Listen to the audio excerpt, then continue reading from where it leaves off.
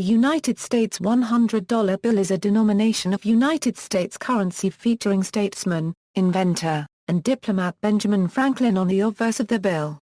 On the reverse of the banknote is an image of Independence Hall. The $100 bill is the largest denomination that has been printed since July 13, 1969, when the denominations of $500, $1,000, $5,000, and $10,000 were retired. The Bureau of Engraving and Printing says the average life of a $100 bill in circulation is 90 months before it is replaced due to wear and tear. The bills are also commonly referred to as Benjamins, in reference to the use of Benjamin Franklin's portrait on the denomination, or C notes, based on the Roman numeral for 100. The bill is one of two denominations printed today that does not feature a President of the United States. The other is the $10 bill, featuring Alexander Hamilton.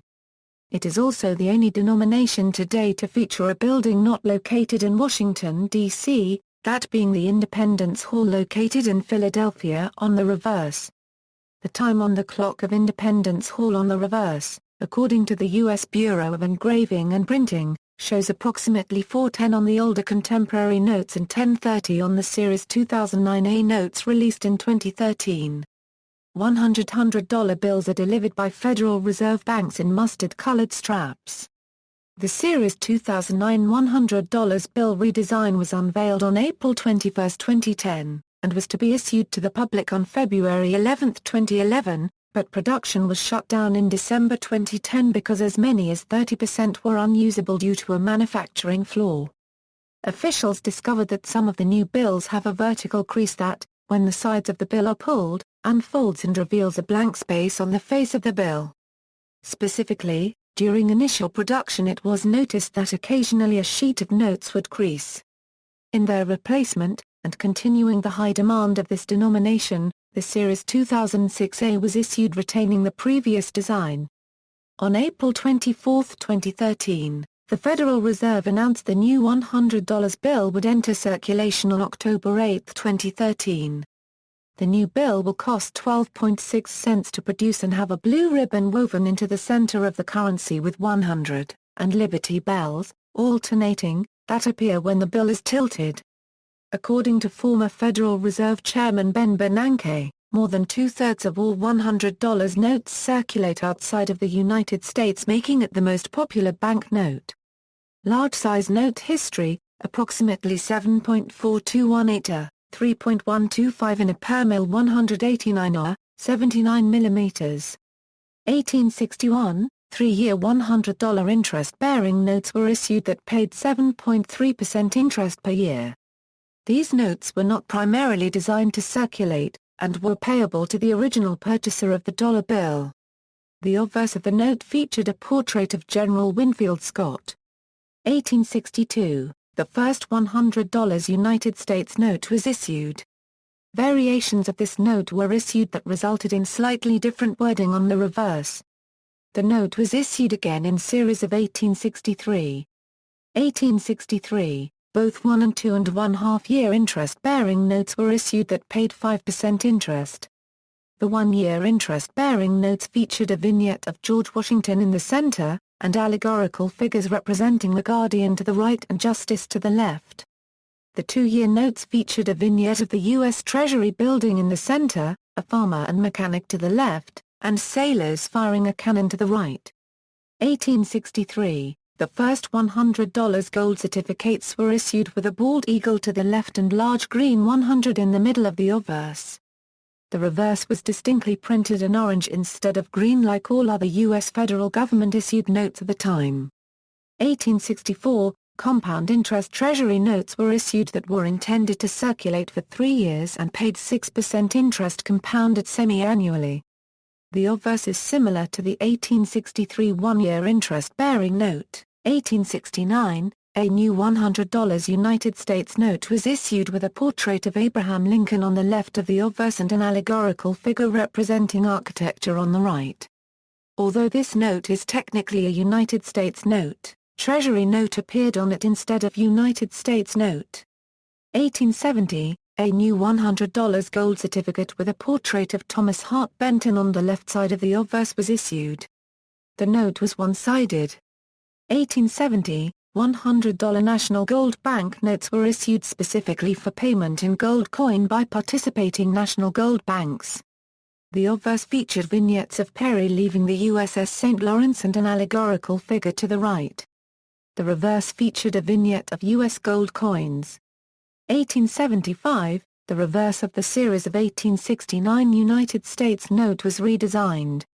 Also, Treasury note was changed to United States note on the obverse. This note was issued again in series of 1878 and series of 1880. 1878, the first $100 silver certificate was issued with a portrait of James Monroe on the left side of the obverse. The reverse was printed in black ink, unlike any other U.S. federal government-issued dollar bill.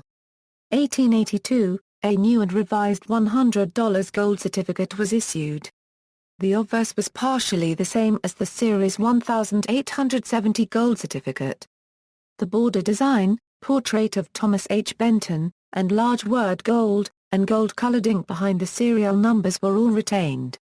The reverse featured a perched bald eagle and the Roman numeral for 100, c. 1890, $100 Treasury or coin notes were issued for government purchases of silver bullion from the silver mining industry.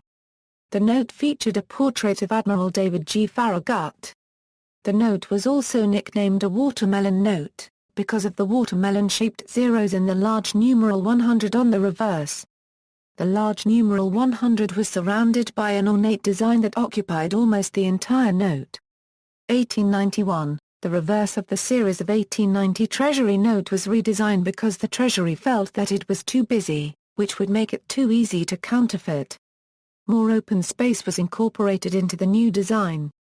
1891, the obverse of the $100 silver certificate was slightly revised with some aspects of the design changed. The reverse was completely redesigned and also began to be printed in green ink. 1914, the first $100 Federal Reserve note was issued with a portrait of Benjamin Franklin on the obverse and allegorical figures representing labor, plenty, America, peace, and commerce on the reverse. 1922, the series of 1,880 gold certificate was reissued with an obligation to the right of the bottom left serial number on the obverse. Small size note history, 6.14, 2.61 in a per mil 157 66 ohm. 1929, under the series of 1928, all U.S. currency was changed to its current size and began to carry a standardized design. All variations of the $100 bill would carry the same portrait of Benjamin Franklin, same border design on the obverse, and the same reverse with a vignette of Independence Hall. The $100 bill was issued as a Federal Reserve note with a green seal and serial numbers and as a gold certificate with a golden seal and serial numbers. 1933, as an emergency response to the Great Depression, additional money was pumped into the American economy through Federal Reserve bank notes issued under series of 1929. This was the only small-sized $100 bill that had a slightly different border design on the obverse. The serial numbers and seal on it were brown. 1934, the redeemable in gold clause was removed from Federal Reserve notes due to the U.S. withdrawing from the gold standard. 1934, special $100 gold certificates were issued for non-public, Federal Reserve bank-to-bank transactions. These notes featured a reverse printed in orange instead of green like all other small-sized notes. The wording on the obverse was also changed to $100 in gold payable to the bearer on demand as authorized by law. 1950, many minor aspects on the obverse of the $100 Federal Reserve note were changed. Most noticeably, the Treasury seal, gray numeral 100, and the Federal Reserve seal were made smaller. Also, the Federal Reserve seal had spikes added around it. 1963, because dollar bills were no longer redeemable in silver, beginning with Series 1963A, or paid to the bearer on demand was removed from the obverse of the $100 Federal Reserve note and the obligation was shortened to its current wording, this note is legal tender for all debts, public and private. Also, In God We Trust was added to the reverse. 1966, The first and only small-sized $100 United States note was issued with a red seal and serial numbers. It was the first of all United States currency to use the new U.S. Treasury seal with wording in English instead of Latin. Like the Series 1963 $2 and $5 United States notes, it lacked "will pay to the bearer on demand" on the obverse and featured the motto "In God We Trust" on the reverse. The $100 United States note was issued due to legislation that specified a certain dollar amount of United States notes that were to remain in circulation. Because the $2 and $5 United States notes were soon to be discontinued, the dollar amount of United States notes would drop, thus warranting the issuing of this note. 1990, the first New Age anti-counterfeiting measures were introduced under Series 1990 with microscopic printing around Franklin's portrait and a metallic security strip on the left side of the bill.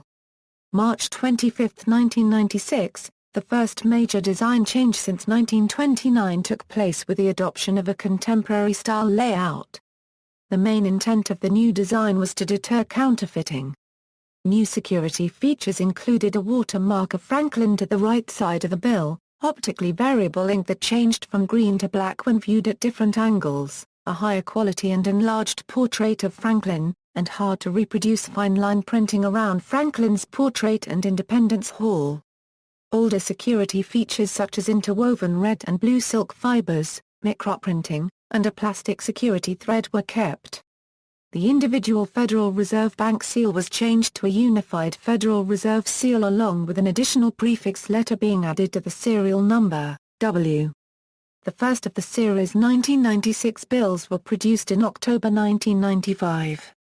February 2007, the first $100 bills from the Western Currency Facility in Fort Worth, Texas are produced, almost 16 years after the first notes from the facility were produced. The shipment makes the $100 bill the most recently added production to the facility's lineup. 4.6 billion notes were produced at the facility with Series 2006 and Cabral Paulson signatures, including about 4.15 million star notes. The newest $100 bill was announced on April 21, 2010, and was to enter circulation in early 2011. In addition to design changes introduced in 1996, the obverse features the brown quill that was used to sign the Declaration of Independence. Faint phrases from the Declaration of Independence. A bell in the inkwell that appears and disappears depending on the angle at which the bill is viewed. Teal background color. A borderless portrait of Benjamin Franklin.